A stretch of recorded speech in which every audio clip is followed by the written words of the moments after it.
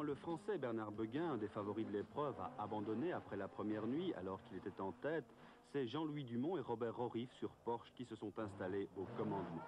Confortablement, on le croyait, même si derrière lui, Drogman, sur Escort RS, préparé par l'anglais Tony Maslen, se battait comme un lion.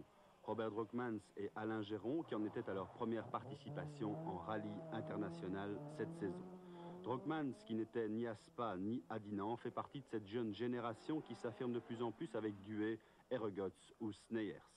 Pourtant, hier au Bianchi, dans les 6 étapes spéciales de la seconde journée, Jean-Louis Dumont paraissait inabordable. J'espère, il reste 2 boucles, mais j'espère on commence à tirer tout doucement.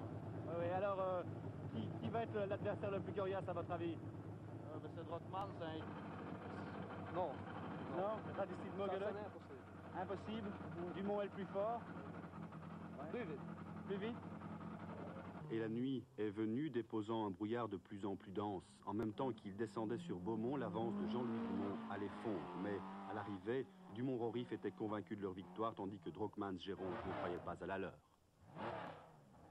Ben, on a eu un problème de boîte de vitesse et il nous restait uniquement la 4e, si bien qu'on est sorti 3 fois à cause de ça. On n'avait plus de rapport, alors en plus avec le brouillard, c'était vraiment très difficile. D'après mes tours, c'est Jean-Louis qui a gagné.